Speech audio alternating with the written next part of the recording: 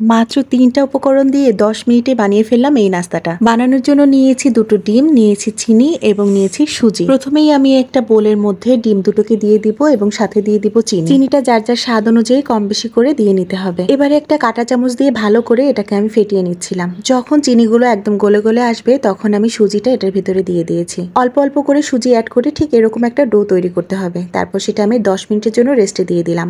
এবারে একটা কড়াই তেল গরম করে নিচ্ছি এগুলো ভাজার জন্য। তেলটা সামান্য গরম হয়ে আসলে আমি এই ডোটা থেকে একটা শেপ তৈরি করে এটাকে ভাজতে দেব। খেয়াল রাখতে হবে তেলটা যেন অনেক বেশি গরম না হয়ে যায়, তাহলে কিন্তু উপরের অংশ পুড়ে যাবে আর ভেতরটা কাঁচা থেকে যাবে। এটাকে মিডিয়াম টু লো হিটে ভাজতে হবে। তারপরে উল্টে পাল্টে নেড়ে এরকম কালার চলে আসলে বুঝতে হবে যে এটা হয়ে গেছে। এই তো গরম গরম সুজি আর ডিমের পিঠা কিন্তু একদম রেডি হয়ে গেছে। চাইলে এটাকে দুধ চিনির ভিতরে ভিজিয়েও খাওয়া যায়, সেটা খেতে আরো বেশি ভালো লাগে। আর চাইলে এভাবেও খাওয়া যায়। আমি আজকে শুকনো এভাবে খাওয়ার জন্যই রেখেছিলাম। দেখতে যেমন সুন্দর হয়েছে, খেতেও কিন্তু একদম কেকের মতো স্বাদ হয়েছিল।